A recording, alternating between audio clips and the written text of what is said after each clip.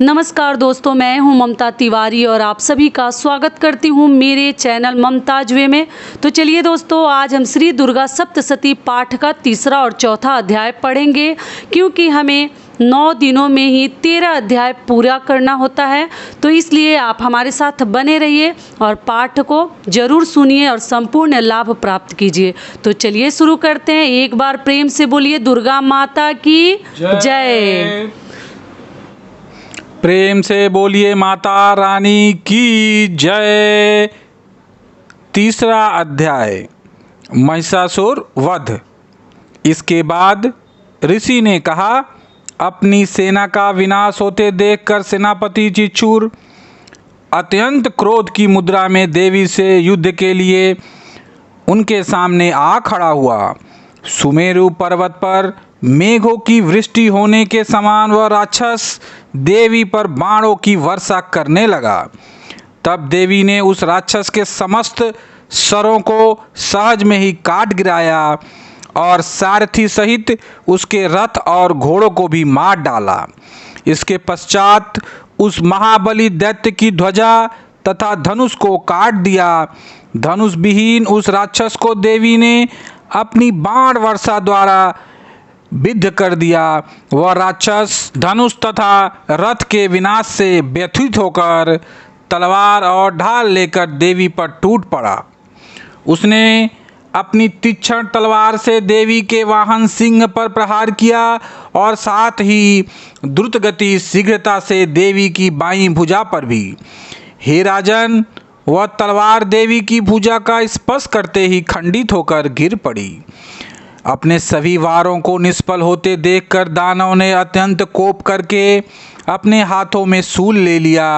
देवी को लक्ष्य करके उस महादानव ने अपने शूल को देवी की ओर फेंका। आकाश से पतित होते हुए सूर्यमंडल के समान वह शूल चमक उठा। अपनी ओर उस शूल को आते देखकर उसके प्रतिरोध के निमित्त देवी ने भी अपने शूल को निक्षेपित किया। देवी के शूल से टकराकर उस दानव का शूल 100 खंडों में टूटकर बिखर गया। इसके विपरीत देवी के चलाए हुए शूल के द्वारा महाबलवान दानव के प्राण निकल गए। सेनापति चिचूर की मृत्यु के बाद चामर नामक दैत्य गजारूढ़ होकर देवी के सामने युद्ध के लिए तत्पर हुआ। देवी के सामने पहुंचते ही अपनी ओर से उसने शक्तियां चलाई, जिसके प्रत्युत्तर में देवी ने अपनी हुंकार से ही उस राक्षस को आहत करके भूतल पर गिरा दिया। अपनी शक्ति को चूर्ण होते देखकर चामर बहुत ही क्रुद्ध हुआ।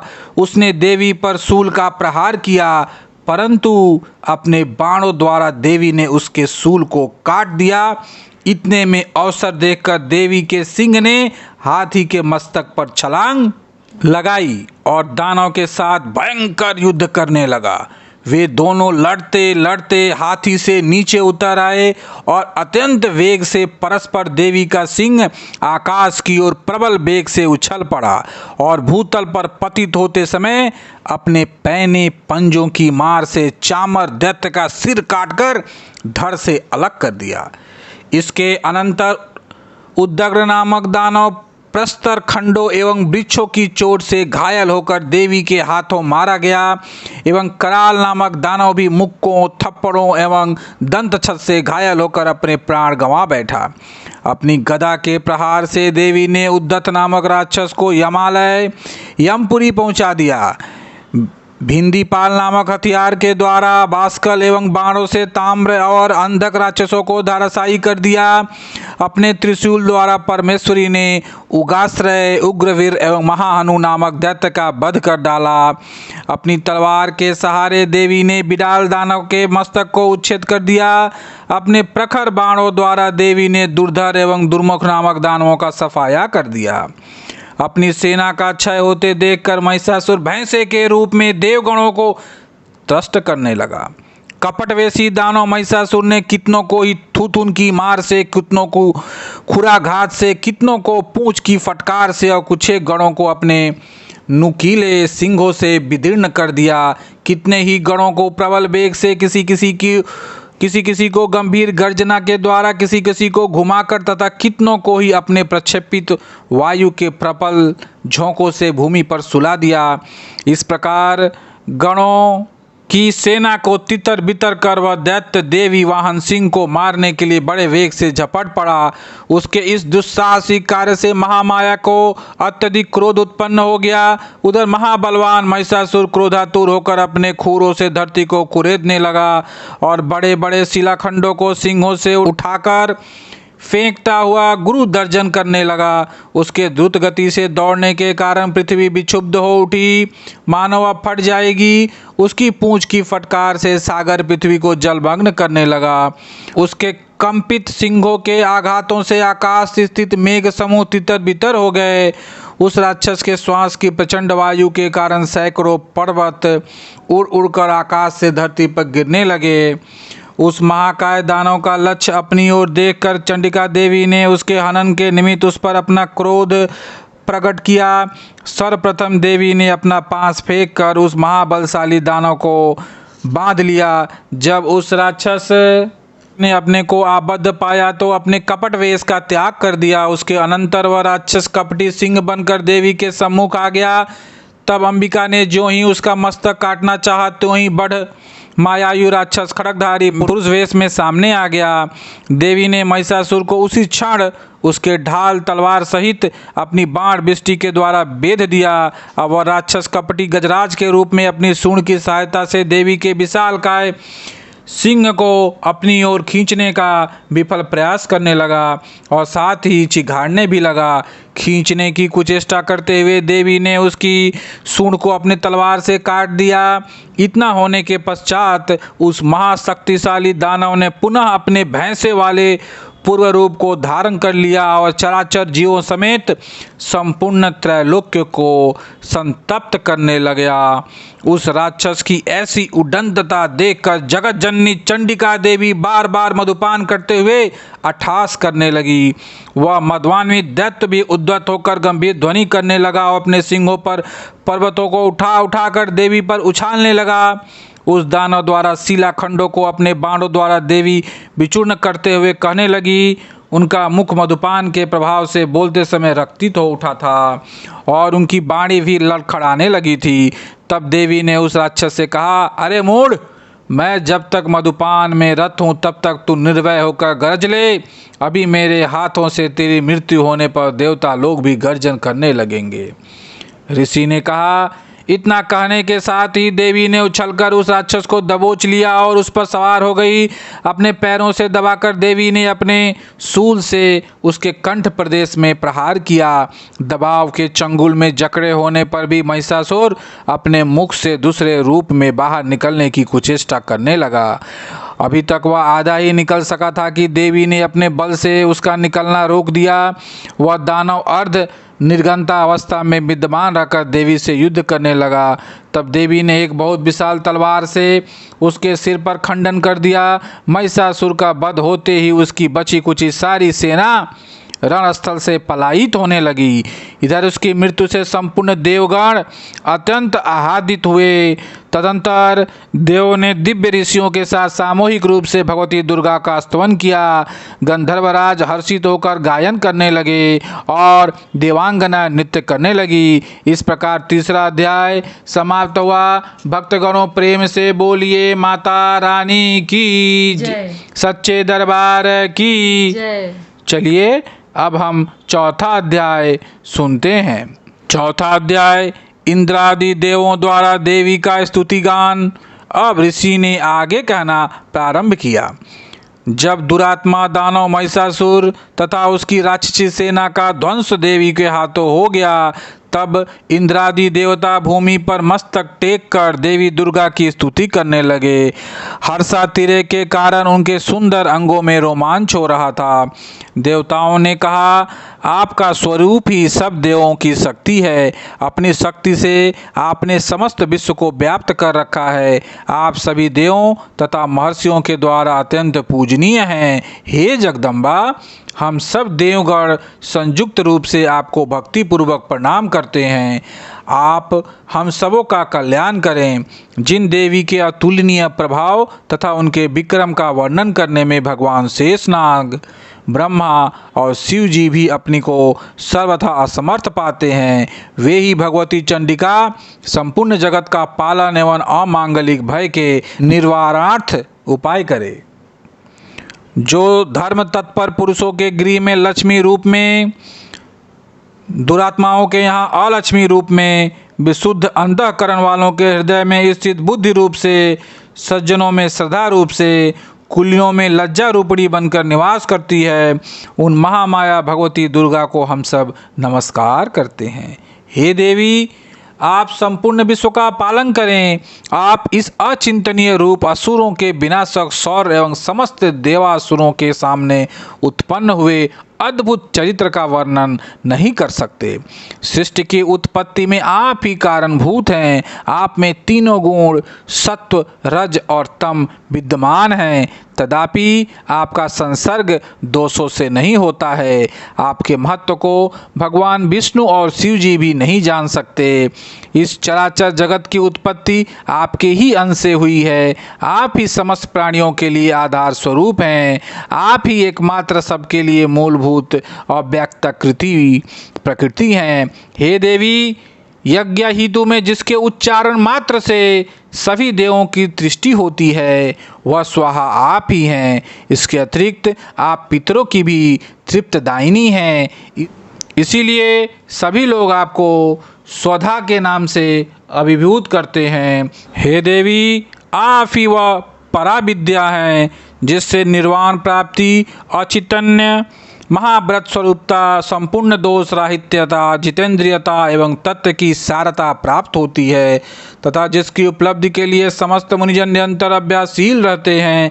आप इस शब्द स्वरूप अत्यंत निर्मल ऋग्वेद, अज्रवेद तथा उद्गीत, एक प्रकार का वैदिक गान जो छंद के रूप में गाया जाता है, कि मनोहर पाठ से युक्त पदबद्ध रूप में सामवेद की आधार हैं। आप ही देवी तीनों वेद और छहों ऐश्वर्य से युक्त भगवती हैं। सृष्टि की उत्पत्ति एवं पालन के निमित्त आप ही वार्ता के रूप में प्रादुर्भूत हुई हैं। आप इस जगत के महान कष्ट की नासिका हैं। हे देवी, संपूर्ण शास्त्रों के तत्वज्ञान की प्राप्ति के लिए आप ही मेधा शक्ति हैं। इस दुस्तर भवसागर में तारने वाली आप ही नौका रूपनी दुर्गा देवी हैं। आप सदैव ही आसक्ति से रहित हैं। आप ही कैटभ दानव के शत्रु विष्णु भगवान के वश में निवास करने वाली तथा शिव द्वारा आदर प्राप्त गौरी देवी भी हैं। आपके मुखमंडल मधुर हास से पूरित स्वच्छ पूर्ण चंद्र बिंब के समान और उत्तम स्वर्ग की मनोहर आभा से आलोकित हैं। फिर भी आपके इस अनुपम रूप राशि को देखकर राक्षस महिषासुर ने क्रोधाविष्ट होकर आप पर आक्रमण कर दिया। यह अत्यंत आश्चर्यकारक घटना है। हे देवी, जब वही मुखाकृति क्रोधापूर्ण मुद्रा में उदयकालीन चंद्रमा के समान रक्ताभ और वक्र भ्रुकुटी के कारण भीषण हो उठी, तब महिषासुर के प्राण सहसा क्यों नहीं निकल गए? यह बहुत ही आश्चर्यजनक बात है, क्योंकि क्रुद्ध यमराज के सम्मुख ऐसा कौन जीवधारी है जो प्राण धारण में सक्षम हो सके। हे परमात्मा स्वरूपा देवी, आप प्रसन्न हो। आपकी प्रसन्नता पर ही सृष्टि का कल्याण संभव होता है एवं कुपित होने पर कितनों का ही विनाश हो जाता है। यह बात अनुभव द्वारा प्रत्यक्ष लक्षित है। महिषासुर की विशाल वाहिनी आपके क्रोधानल में पड़कर क्षण भर में ही भस्मीभूत हो उठी। आप सदैव ही अभ्युदयकारिणी हैं। जिन लोगों पर आपकी कृपा दृष्टि रहती है, वे ही देश तथा समाज में सम्मानित, धन्य धान्य से पूरी तथा ख्याति प्राप्ति के भाजन होते हैं। उन लोगों का धर्म कभी शिथिल नहीं होता तथा वे ही अपनी भार्या, पुत्र एवं अनुचरादि के साथ रहकर जगत में धन्य होते हैं। हे देवी, आपकी कृपा कटाक्ष के द्वारा धर्मप्राण लोग श्रद्धान्वित होकर सदैव धर्म कार्य में तल्लीन रहते हैं, जिसके फलस्वरूप उन्हें स्वर्गलोक की प्राप्ति होती है। इसलिए निश्चय ही आप त्रिलोक को अभिलषित फल देती हैं। हे माँ दुर्गे, आपके स्मरण मात्र से ही उन सब जीवों के भय का निवारण होता है। स्वस्थ व्यक्तियों द्वारा आपका ध्यान किए जाने पर आप उन्हें सुप्रद बुद्धि देती हैं। दुख दरिद्र तथा भय हारिणी देवी, आपका चित्त सदैव परोपकार में द्रवित रहता है। आपके समान इस जगत में ऐसा दूसरा कौन है? हे देवी, जो दानव नरकगामी बनने के लिए अनंत काल तक दुराचरण करते रहे, उन्हें वध के बहाने स्वर्ग प्राप्ति कराने तथा संसार को सुखी बनाने के हेतु ही आपने उनका संहार किया है। आप अपने शत्रुओं पर शस्त्र क्यों उठाती हैं? आप में अपने दृष्टिपात से ही समस्त दानवों को भस्मसात करने की शक्ति है, फिर भी आप ऐसा न करके युद्ध स्थल में ही उनका वध करती हैं। इस बात में कोई भेद अवश्य छिपा हुआ है। वह भेद अनुमानतः यही होगा कि वे सब दानव मेरे शस्त्र स्पर्श द्वारा पवित्र होकर स्वर्ग लाभ करें। इस प्रकार उन पापात्माओं के प्रति भी आपके उत्तम विचार रहते हैं। उन राक्षसों की आंखें खड़क की भयंकर चमचमाहट और त्रिशूल की घनीभूत दीप्ति से चकाचौंध हो जाने पर भी प्रकाश रहित नहीं हुई, क्योंकि वे सब आपके आनंदप्रद मुखचंद्र को निहार रहे थे। हे देवी, आपका शील दुरात्माओं के अनितिकरण व्यवहार का निवारक है। आपका स्वरूप अचितन्य और तुलनीय है। आपकी सूरता देवजयी दानवों का संहारक है। इस प्रकार आपने सदा ही अपने शत्रुओं पर कृपा दृष्टि रखी है। हे वरदात्री देवी, आपके शौर्य की समानता कहीं भी नहीं हो सकती। शत्रुओं को त्रस्त करने वाला ऐसा मनोरम रूप अत्यंत कहाँ दिखाई पड़ सकता है। हृदय में कोमलता एवं युद्ध स्थल में निष्ठुरता, ये दोनों बातें एक साथ होने का भाव आपके अतिरिक्त त्रैलोक्य में कभी नहीं दिखाई पड़ता। हे जगदम्बे, शत्रुओं का वध करना आपने उन्हें अमृत प्रदान कराया है। उन लोगों द्वारा आप सभी को मिलने वाला त्रास भी दूर किया है, इसलिए हम सभी का आपको नमस्कार है। हे देवी, आप शूल के द्वारा हमारी रक्षा करें। हे अंबिके, आप अपने खड्ग, घंटा ध्वनि और धनुष की टंकार से मेरी रक्षा करें। हे चंडिके, आप चारों दिशाओं पूर्व, पश्चिम, दक्षिण और उत्तर में अपने त्रिशूल को घुमाकर मेरा परित्राण करें। त्रैलोक्य में आपके जो परम मनोहर एवं भीषण रूप दृष्टिगत हो रहे हैं, उनके द्वारा आप हमारी तथा भूतल की रक्षा करें। हे अंबिके, आपके कर कमलों में शोभित होने वाले खड्ग, शूल, गदादि जो भी आयुध हों, उन सभी के द्वारा आप हम सभी का रक्षण करें। तब इसके बाद ऋषि ने कहा, इस तरह जगन माता की समस्त देवगणों ने संवेद स्वर में स्तुति की तथा नंदन वनन इंद्रपुरी का बगीचा के दिव्य पुष्पों तथा गंध चंदादि के साथ उनकी पूजा की। तत्पश्चात देवों ने दिव्य धूपों के सुवास से उन्हें सुवासित किया। देवी ने हाथ जोड़कर नमस्कार करते हुए उन देवों से कहा, देवी ने कहा, हे देवगण, तुम लोग मुझसे अपना इच्छित पदार्थ मांग लो। देवी की ऐसी बात सुनकर देवों ने कहा, हम लोगों की संपूर्ण आकांक्षाएं देवी के कृपा से पूर्ण हो चुकी हैं। हम कुछ भी पाने की चाह नहीं रह गई है। हे महेश्वरी, आपने अपने प्रबल शत्रु महिषासुर का वध किया है, फिर भी आप यदि अनुग्रहवश हम लोगों को कुछ देना ही चाहती हैं तो हमारी लालसा है कि हम जब भी आपका स्मरण करें तभी आप दर्शन देकर हम सभी का कष्ट दूर करें। हे प्रसन्न वदना अंबिके, जो भी कोई इन स्रोतों के द्वारा आपका गुणगान करे, उसे आप धन धान्य एवं स्त्री पुत्रादि से युक्त करें तथा हम लोगों पर सदा ही प्रसन्नता की दृष्टि रखें। इसके अनंतर ऋषि ने कहा, हे राजन, देवताओं ने अपने तथा विश्व के कल्याण के निमित्त जब भद्रकाली देवी को स्तवन के द्वारा प्रसन्न किया, तब देवी तथास्तु कहकर वहीं अंतर्निहित हो गई। हे राजन, प्राचीन काल से त्रैलोक्य हितैषिणी देवी देवों के शरीरांश से जिस तरह प्रादुर्भूत हुई थी, वह सब वृतांत मैंने तुम्हें बतला दिया। तदंतर देवों की हितकारिणी देवी ने जिस तरह गौरी देवी के अंगों से प्रकट होकर दुरात्मा शुंभ एवं निशुंभ देव दैत्यों का संहार किया, उसका वर्णन अब मैं तुमसे करता हूँ।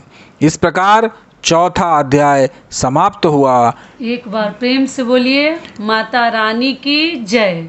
फिर आगे कल सुनेंगे दोस्तों 5वां अध्याय। तो 2 अध्याय आप लोग इसमें जरूर सुन लीजिएगा पाठ का।